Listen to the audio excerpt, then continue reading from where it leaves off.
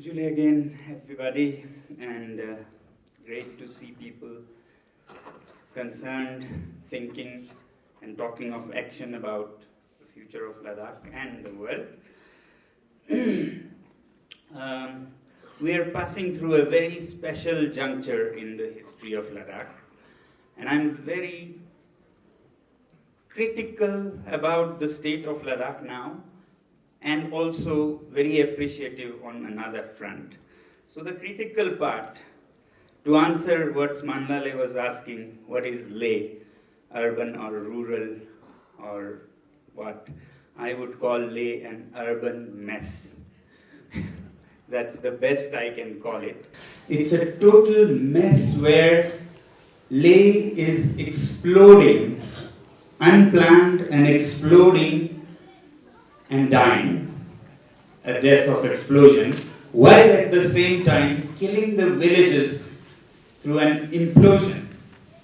So over the last several decades, it's the death of two places, death of Leh, death of the villages. Villages are, empty. Youth have all gone to Leh because of all the economic opportunities, and it's left to the elderly and the dying. And at this rate, if status quo was to be going on, in 20 or 30 years, there will be many villages all collapsing at the same time. There will be a wave of collapse of Ladakhi villages. It's all hanging by a very thin string of few elderly people who should be retiring, who should be traditionally sitting on the tap, as we say, in the Ladakhi kitchen, meditating and chanting mantras before they take off. But now, they are the ones who are,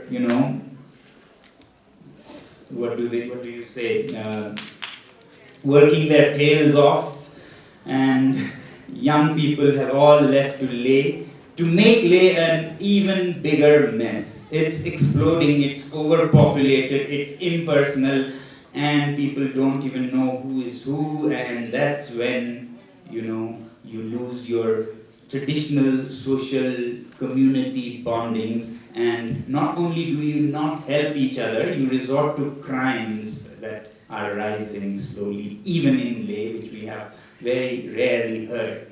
So, I'm very critical of what has happened, but then I'm very appreciative, very appreciative of what has happened in Ladakh. If you think of what it has been through, it has been for 180 years roughly not in the hands of Ladakhis. 1830s, Ladakhi people lost their autonomy, their freedom, and they have been dictated and moved around and pushed around by one after the other people from outside, starting with the Maharajas of Jammu, the Dogras, who had their eyes on the Pashmina that came out of here. They didn't care about the people. They killed people by the thousands, and they ruled it with no heart for Ladakh. Yet, luckily, the Ladakhi village bonds continued, and whoever was in Leh didn't matter. The villages went on with their system, even feeding the soldiers of the Maharajas and so on, sustaining themselves and even more. Then came independence of India, where Ladakh unfortunately became a part of a state which it had nothing to do. The only common with Jammu and Kashmir and Ladakh was that it was annexed by the former.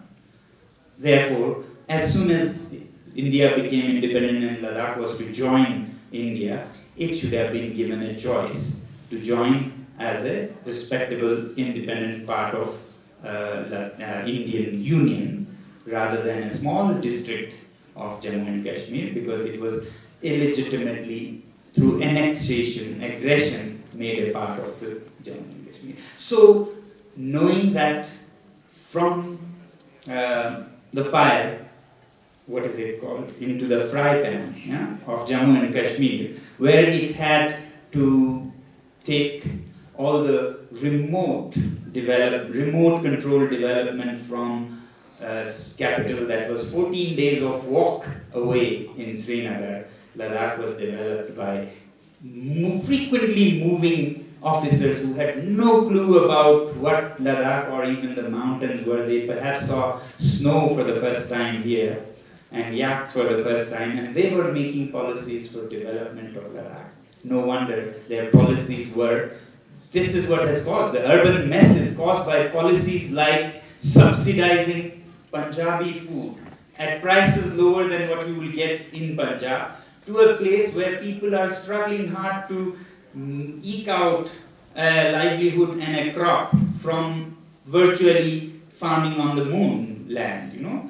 And they had to compete with Punjabi food at 5 rupees a kilo, and that made most of our people move to Leh, leave their villages. There's no point doing this hard work when food is like 10 times cheaper, freely available, subsidized in Leh. So the first wave of implosion of the villages and explosion of Leh happened in the 70s. That's when these housing colonies were sprawlingly built.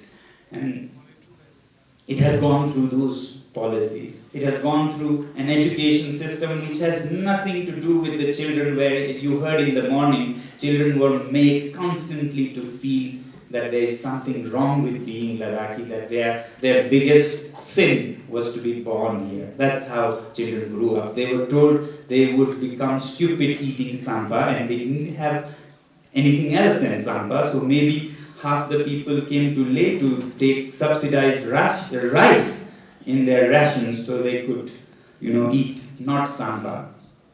So Leh has gone through all such very difficult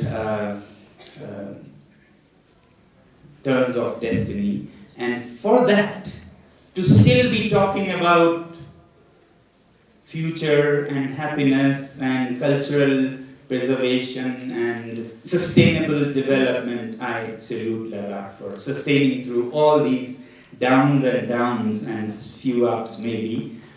That is the resilience of Ladakh that way, that it didn't completely was washed away like many civilizations have been. So that way, the way I see so much pride in especially the young people, not so much the old people who, were brainwashed into thinking that Ladakh is inferior, speaking Ladakhi is inferior, wearing Ladakhi is inferior, eating Ladakhi is inferior. Today, young people take pride in Ladakh, and that is amazing, and that I appreciate a lot.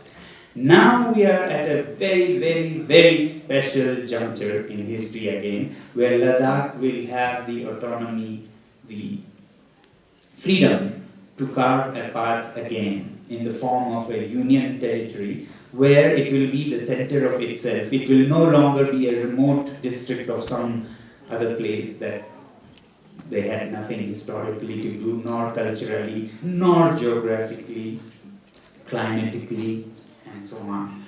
But it is very important that we get it right. We get it right and demand and get ourselves the right safeguards so that we don't become a free-for-all playground of exploitation, which it can become out of the safety of Article 370 and 35A. Suddenly it is out in the open, and there are many, many vultures eyeing on it to pounce and tear it apart. You have seen in many newspapers how industrialists are eyeing on it, how miners are eyeing on uranium and whatnot without knowing what it entails. Many Ladakhis sometimes seem excited even that we have uranium. And such mistakes can be fatal.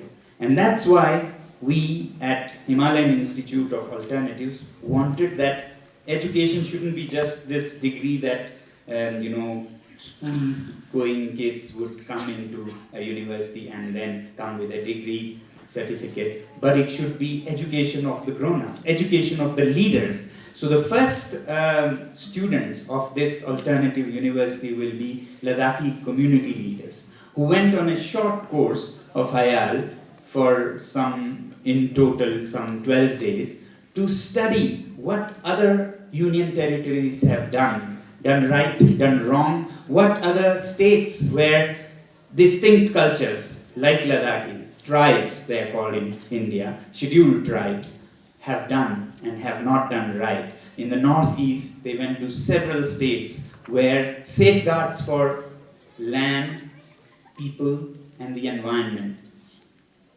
were in place. Whether they were really in place, you have to go to the place to see whether it works and what doesn't work, what looks good on paper, but horrible disaster on ground. So they went to all these states, right up to Andaman Nicobar Islands, maybe the remotest, to study what all mistakes and what all right things they have done, and now they're pooling their learnings to guide the leaders of Ladakh, the Hill Council, to choose the right things. And I very much hope that we study and we act on such learnings from other places so we don't repeat the mistakes. For example, just to give few examples, and we may have to think, some of us are excited there is uranium. Go to northeast to Meghalaya, where uranium has killed villages and deformed children and stillborn babies, and all that is left in the village. The wealth goes to other miners and the rest of the country, but very little gets to the people. We are excited that railways is coming to Ladakh. Railways for 300,000 people, what? That's like 2 days of a railway line to transport 300,000 people. You don't need railways for Ladakhis. I'm very afraid that railways could bring a lot of things that will make Ladakhis be lost in their own land, or to dig up the whole mountains for uranium, for copper and whatever.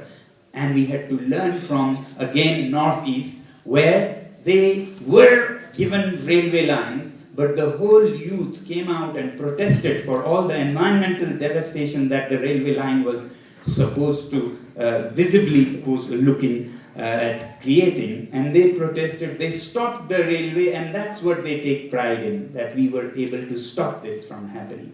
So we are very naive up in the mountains. We really need to go out and study what others have done and not be like wide-eyed and accept everything that comes our way. All that glitters is not gold, it might even be uranium.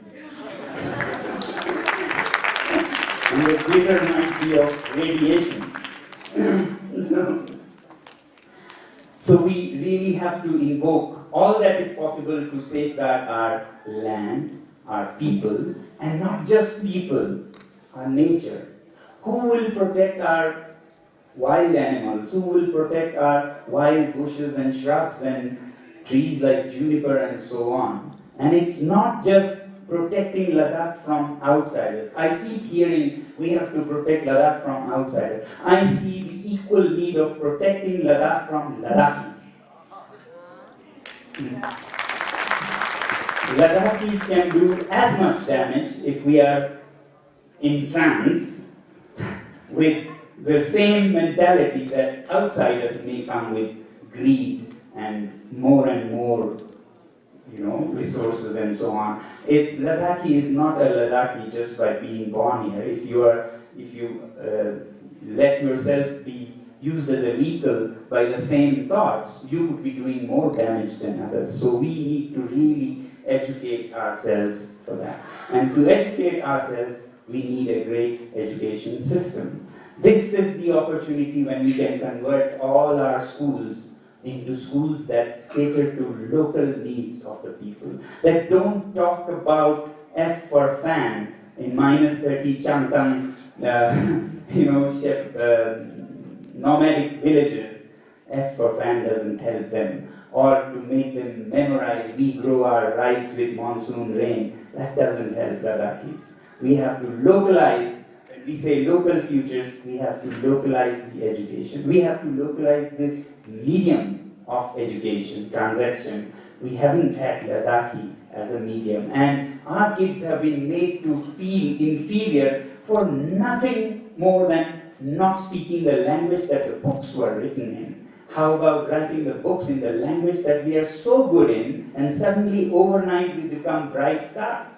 So this is our opportunity to do that. And if we don't do it, we can't blame anybody else. So far we blame the Kashmir government, the rest of the world, but it will be for ourselves to blame if we can't manage it this time. We have to see that our higher education is meaningful. It's not just a ritual where you go in, come out with a degree and get a job. It has to cater to our mountains. Right now, higher education is same all over India and all over the globe, whether it is cold deserts of Ladakh or hot deserts of Rajasthan or coastal Kerala or rainy Pondicherry. The universities are identical and equally irrelevant. We have to localize local futures of higher education is what will educate our young people to become responsible citizens under whose stewardship we can think that Ladakh is in safe hands. Otherwise, as I said, Ladakhis are no different from any other people in destroying Ladakh. Similarly, our food we have to localize. There was this very misplaced policy when subsidies were given only to rice and flour from Punjab, not for barley from Ladakh. And you can imagine what happens then. Barley becomes so difficult and all the others. So now the tastes have changed. Over 30 years of rice subsidy has made Ladakhi young people want only rice 3 times a day, and we call that progress. And I say, if we have some more progress, at midnight we may get up and ask for some more rice. Another indicator of rice. Levels of rice consumption are indicators of progress here in Ladakh. So we may have to go back to localize the production of food, and we may have to reskill our young people to do that, because we have been unskilled. It's still hanging on the very thin strings of few elderly people. We have to bring their knowledge back again in the schools, in the colleges, universities, and revitalize Ladakhi vibrant villages. We have to localize the villages back again. I was not joking when I was saying back to village should become a reality. We should be happy to see a trend where you record that in some point of history, whole of Ladakh came to Leh, but in another point of history, whole of Leh went back to their villages, and Leh becomes a truly rural or a nice and happy rural township again. And that will be a beautiful Ladakh I would like to see. We need to localize energy. We need to, I'm not for insulating Ladakh as a small thing that is kept away from the world. We need to not only do well in modern things, but do better than the rest of the world. For God's sake, we are a place which is full of energy resources, and yet we say we have no oil, we have no nothing on the mountains like forests in Kashmir. We have our energy, our gold, not like the Arabs underground, but coming as rays from the skies. The solar energy we have, we need to use that to heat every house, make every old man comfortable in his house or her house, and die a happy death, rather than how elderly people die now in concrete houses that can just not be heated. We need to localize energy in transport. Why not go directly from these dependence, based diesel and petrol cars that drain on the exchequer with Arab oil imported? We can use solar energy directly and make Ladakh perhaps the first place in the world that went all electric. Tourism, all electric taxis, and have charging stations everywhere that generate the electricity that is needed by the transport. So in other words, virtually we'll have oil mines which power the vehicles directly. It's all doable. We just need right policies to do it. Starting with the taxis, we could electrify all vehicles when the infrastructure is done for the taxis, rest of the population could. We can electrify all the motorbikes that tourists want so that it is not as damaging and takes the energy from Ladakh, localize that too.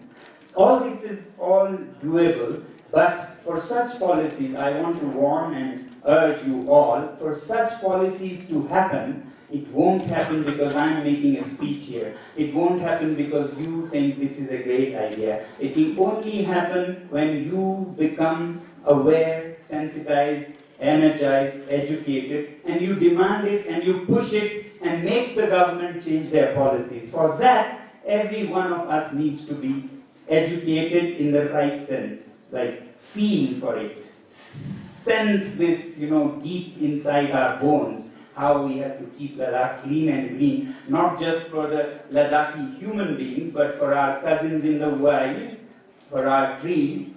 When will they get a vote? Not long ago, women didn't get to vote, and longer ago, different races didn't get to vote, blacks and so on. I want to see a time when even birds and snow leopards get to vote, and trees and bushes get to vote, and we have to be their advocates. They may not speak our language, but we can sense their needs and sense their need for protection and become the advocate. For that, we each have to be very sensitive and very highly educated. And that's what I would consider real education. Nothing to do with schools, colleges, universities, but make our population so well aware that governments have to cater to policies of that kind, or else they're gone. Governments depend on the people.